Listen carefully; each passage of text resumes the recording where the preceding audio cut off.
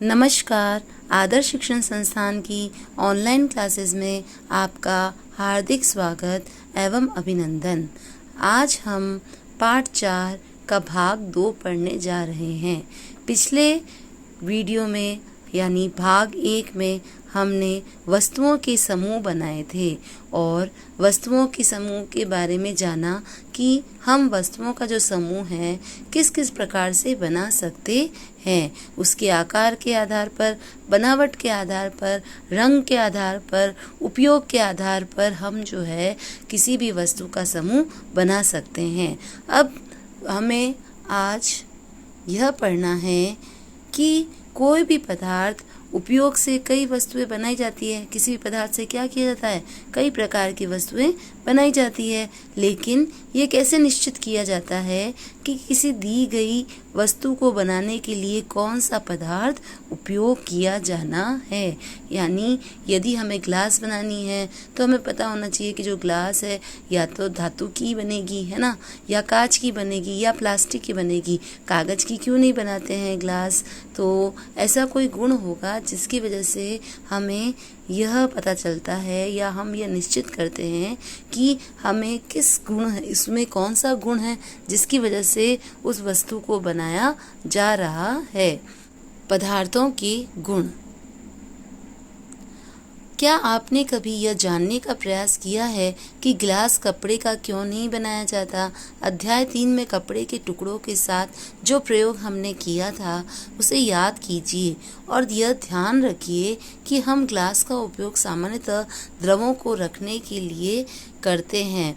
इसीलिए अब यदि हम कपड़े का ग्लास बनाएं तो क्या हमारा यह कार्य काफ़ी हास्यपद प्रतीत नहीं होगा?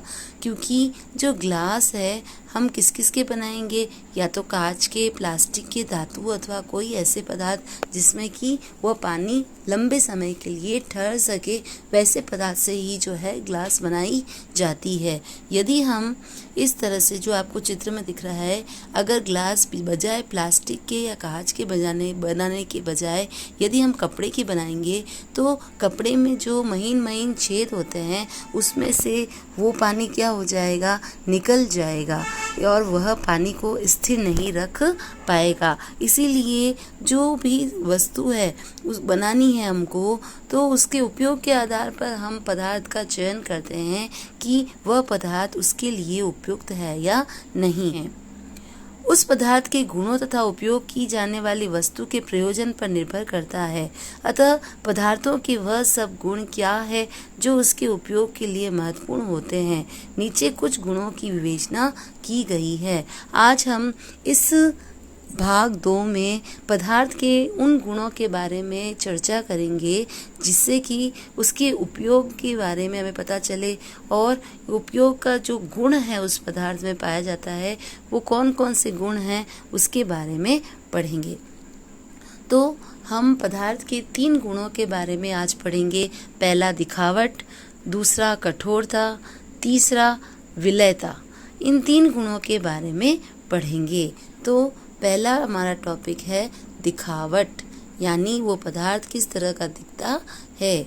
पदार्थ प्राय एक दूसरे से भिन्न दिखाई देते हैं। लकड़ी लोहे से बिल्कुल भिन्न दिखाई देती है। लकड़ी भूरे रंग की होती है जबकि लोहा क्या होता है, चमकीले रंग का होता है। लोहा तांबे अथवा एल्यूमिनियम से भिन्न दिखाई दे पड़ता है, परंतु फिर भी लोहे, तांबे, एल्यूमिनियम में कुछ समानताएं हो सकती है। अब लकड़ी और लोहे में तो भिन्नता है ही है, लेकिन जो लोहा है, तांबा है, एल्यूमिनियम है, इनमें भी क्या होती है, विभिन्नता दिखाई देती है। लोहा जो होता है वो कैसे कलर का होता है, काले रंग का होता है। तांबा है तो वो तांबा कलर का होता है। एल्यूमिनियम सफ़ेद रंग का होता है। तो इनके बाहर से अगर हम देखें तो इनमें भिन्नता पाई जाती है, लेकिन इनका जो इनमें कुछ समानता भी होती है कि ये सब जो धातुएं हैं वो क्या होती है, चमकीली होती है और कठोर होती है ना। तो इनमें कुछ समानताएं भी हो सकती है। अब जो ये लोहा, तांबा और एल्यूमिनियम है, इनमें जो समानता है वो लकड़ी में नहीं होती, क्योंकि जो लकड़ी है ना ही चमकीली होती है और ना ही इतनी मजबूत होती है। क्रियाकलाप 3।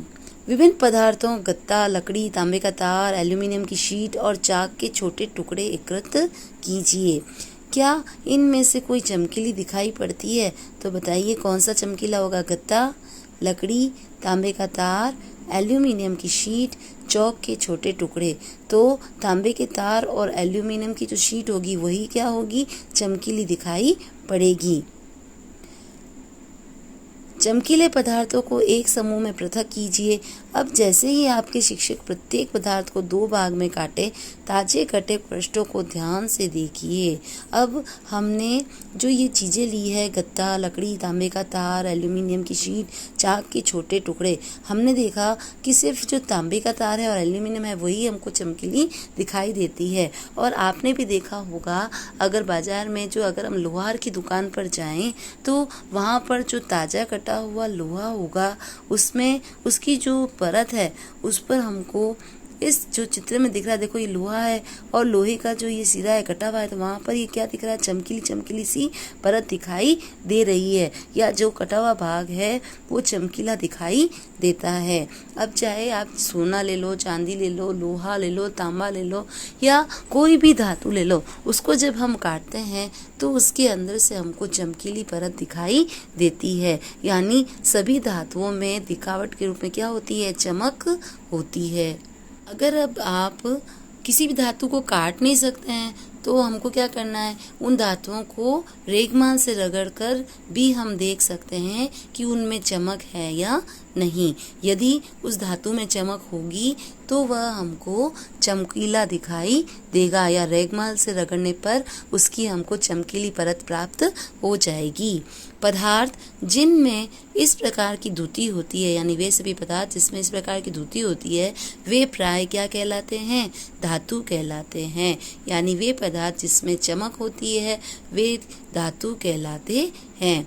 धातु का उदाहरण है लोहा, तांबा, एल्यूमीनियम तथा सोना।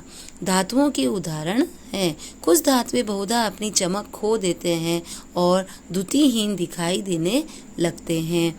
ऐसा उन पर वायु या नमी की अभिक्रिया के कारण होता है। हम देखेंगे बारिश के मौसम में अगर कोई लोहा बाहर पड़ा है, वो लगातार वायु और पानी के संपर्क में आ रहा है तो उस पर क्या होता है? जंग जम जाती है, जिसकी वजह से वो लोहे की जो चमक होती है वो हमको दिखाई नहीं देती है। या फिर जो तांबे का लोटा होता है उस पर भी देखिए, उस पर भी हरी हरी काई जैसी जो हरी हरी जो जंग लग जाती है, जिसकी वजह से उसकी भी चमक जो होती है वो गायब हो जाती है।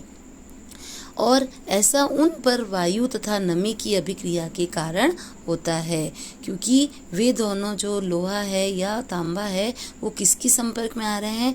वायु तथा नमी के आर्द्रता के संपर्क में आ रहे हैं, और इन दोनों की अभिक्रिया के कारण ही इस होता है ये सब, उनकी जो चमक है वो चली जाती है। इसीलिए हमें केवल ताजे कटे पृष्ठों पर ही द्युति दिखाई देती है। जब आप किसी लोहार अथवा वर्कशॉप का भ्रमण करें तो धातु की छड़ों के ताजे कटे पृष्ठों को देखने का प्रयास करें। एक है कठोरता। कठोरता यानी कोई भी वस्तु कैसी होगी? कठोर होगी, जो कि हाथों के दबाने पे दबेगी नहीं। जब आप विभिन्न पदार्थों को अपने हाथों से दबाते हैं तो उनमें से कुछ को दबाना कठिन होता है, जबकि कुछ अन्य आसानी से संपीड़ित हो जाते हैं। धातु की एक चाबी लीजिए तथा इससे लकड़ी, एल्यूमीनियम, पत्थर का टुकड़ा, कील, मोमबत्ती, चौक, अन्य कोई पदार्थ अथवा वस्तु के पृष्ठों को खरीदने का क्या करना है? प्रयास करना है। आप कुछ पदार्थों को आसानी से खरोच सकते हैं, जबकि कुछ अन्य पदार्थ को इतनी आसानी से नहीं खरोचा जा सकता। वे पदार्थ जिन्हें आसानी से संपीड़ित किया जा सकता अथवा खरोचा जा सकता है कोमल पदार्थ कहलाएंगे, जबकि अन्य पदार्थ जिन्हें संपीड़ित करना कठिन होता है वे पदार्थ कैसे कहलाएंगे? कठोर पदार्थ कहलाएंगे। यानी वे पदार्थ जिन्हें आसानी से हम संपीड़ित कर सकते हैं, दबा सकते हैं, वो तो क्या कहलाएंगे? या खरोच सकते हैं, वे कहलाएंगे कोमल पदार्थ। जबकि जो पदार्थ जिन्हें हम संपीड़ित नहीं कर सकते, खरोच नहीं सकते, है ना, वो क्या कहलाएंगे? कठोर पदार्थ कहलाएंगे। उदाहरण के लिए रुई अथवा स्पंज कोमल है, जबकि लकड़ी कैसी है? कठोर है। हमने यहाँ पर चाबी ली और क्या क्या लिया, लकड़ी ली। लकड़ी को देखो चाबी से खरोचेंगे तो उसमें क्या हो जाएगी, थोड़े से उसमें खरोच यानी दरारें आ जाएगी। एल्यूमिनियम पे खरोचने से क्या होगा, उसको आसानी से खरोचा नहीं जा सकेगा। पत्थर के टुकड़े को क्या करेंगे, एक चाबी से रगड़ेंगे तो वो भी आसानी से क्या होगा, खरोचा नहीं जा सकता। कील को भी नहीं खरोच सकते। मोमबत्ती चाक को क्या कर सकते हैं, आसानी से खरोच सकते हैं। तो हमने जाना कि कुछ पदार्थ कठोर होते हैं और कुछ क्या होते हैं, कोमल होते हैं। जिन्हें हम संपीड़ित कर सकते हैं वो तो कोमल होंगे और जिन्हें संपीड़ित नहीं कर सकते वो कठोर होंगे। अब हमारा नेक्स्ट टॉपिक है विलय अथवा अविलय। इसके लिए विलय यानी विलय का अर्थ होता है घुलने वाली चीज़ें और अविलय यानी जो कि पानी में आसानी से नहीं घुलते हैं या अघुलनशील पदार्थ। क्रियाकलाप 4। कुछ ठोस पदार्थों हमें क्या क्या लेना है, चीनी, नमक, चौक का पाउडर, बालू, रेत अथवा लकड़ी के बुरादे के नमूने एकत्र करने हैं। अब इनको क्या करना है, कांच की हमें कितनी ग्लासें लेनी पड़ेगी, 5 ग्लास, क्योंकि हमारे पास 5 सामग्री है, चीनी है, नमक है, चौक पाउडर है, रेत है और लकड़ी का बुरादा है। तो हम 5 ग्लास लेंगे। प्रत्येक ग्लास को हमें क्या करना है, 2/3 भाग जल से भर देना है। पहले ग्लास में कुछ मात्रा में चीनी, दूसरे में क्या डालना है, नमक। इसी प्रकार शेष गिलास में अन्य पदार्थ मिलाइए। प्रत्येक गिलास की अंतर वस्तु को चम्मच से विडोलित कीजिए। धीरे धीरे हिलाइए। कुछ मिनट तक प्रतीक्षा कीजिए, प्रेक्षण कीजिए और पता लगाइए कि जल में मिलाए गए पदार्थ का क्या होता है। अपने प्रेक्षणों को सारणी में दर्शाए अनुसार नोट कीजिए। अब जब हम इन 5 ग्लासों में ये सामग्री डालेंगे तो हम देखते हैं कि जो चीनी है वो क्या हो जाएगी, पूरी तरह से पानी में घुल जाएगी। नमक भी क्या करेगा, पानी में घुल जाएगा। और जो चौक का पाउडर है वो पानी में पूर्ण रूप से नहीं घुलेगा, पेंदे में कुछ रूप में वो जो है जम जाएगा। बालू की रेत भी उसमें नहीं घुलेगी और पेंदे में बैठ जाएगी।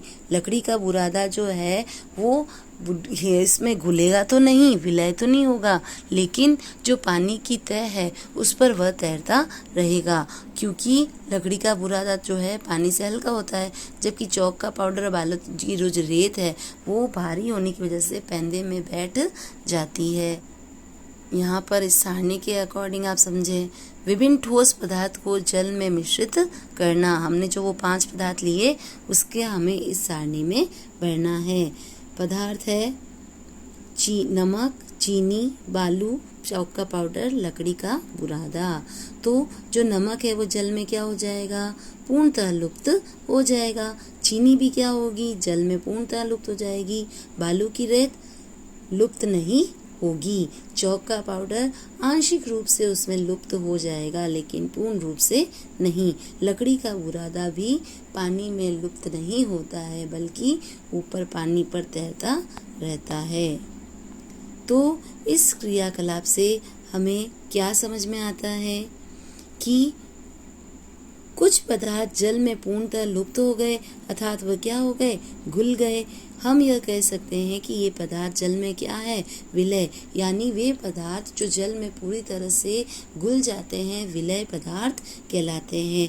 अन्य पदार्थ जल के साथ मिश्रित नहीं होते अथवा काफी समय तक ग्लास में विडोलित करने पर भी जल में लुप्त नहीं होते। ये पदार्थ जल में अविलय है, यानी वे पदार्थ जो जल में पूर्णतः लुप्त नहीं होते हैं या घुलते नहीं हैं, अविलय पदार्थ कहलाते हैं। क्रियाकलाप 5, इसमें देखो सिरका है, नींबू का रस है, सरसों का तेल, नारियल का तेल, मिट्टी का तेल, अन्य किसी द्रव के नमूने एकत्र कर लो। अब इनको क्या करना है, कांच की एक गिलास में लेना है, इसे आधे जल से भर देना है। अब इसे चम्मच भरकर कोई द्रव मिलाइए और भलीभांति विलोड़ित कीजिए। इसे 5 मिनट के लिए छोड़ दीजिए। अब अगर हम परीक्षण करें और देखें तो हम देखते हैं कि इसमें से कुछ पदार्थ क्या होते हैं, पानी में मिश्रित होते हैं। देखो यहाँ पर ये सारणी है, इसमें द्रव है जिनके नाम हमने पढ़े थे अभी, सिरका, नींबू, सरसों का तेल, नारियल का तेल और केरोसिन।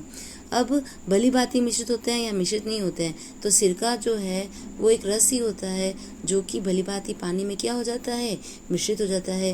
नींबू का रस भी क्या हो जाएगा, भली भांति पानी में मिश्रित हो जाएगा। सरसों का तेल यह पानी में मिश्रित नहीं होता है। नारियल का तेल भी पानी में मिश्रित नहीं होगा। केरोसिन का तेल पानी में मिश्रित नहीं होगा, क्योंकि ये सब सरसों का तेल, नारियल का तेल और केरोसिन जो होते हैं वो पानी से हल्के होते हैं, इसलिए पानी की सतह पर तैरते रहते हैं। अब कुछ गैसें हमने यहाँ पर देखा, ठोस पदार्थ जल में कुछ घुलते हैं और कुछ नहीं घुलते हैं, द्रव भी कुछ जल में घुलते हैं और कुछ नहीं घुलते हैं, लेकिन कुछ गैसें हैं जो जल में क्या होती है, विलय होती है, जबकि अन्य नहीं है। सामान्य जल में कुछ गैसें थोड़ी मात्रा में विलीन होती है। उदाहरण के लिए जल में विलीन ऑक्सीजन गैस जल में रहने वाले जंतुओं एवं पादपों की उत्तरजीविता के लिए अत्यंत महत्वपूर्ण है। तो बच्चों, हमने आज पदार्थ के 3 गुणों के बारे में पढ़ा, दिखावट, कठोरता, विलय और अविलय। यानी इन सभी गुणों के कारण हमें पता चलता है कि किस पदार्थ में कौन सा गुण है और उसका हमें कैसे उपयोग करना है। ठीक है। और यह भी जाना कि जो वस्तुएं चमकती है वे सभी क्या होती है, धातुएं होती है, और सभी धातुएं जो है वो कठोर होती है। कुछ हो सकती है अपवाद के रूप में जो कि कठोर नहीं होती, और कुछ पदार्थ जो कि जल में पूर्ण रूप से घुल जाते हैं वे विलय पदार्थ कहलाते हैं, जबकि वे पदार्थ जो जल में पूर्ण रूप से नहीं घुलते हैं या विलय नहीं होते हैं अविलय पदार्थ कहलाते हैं। आज के लिए इतना ही। पदार्थ के कुछ गुणों के बारे में हम इस पाठ के भाग 3 में पढ़ेंगे। धन्यवाद।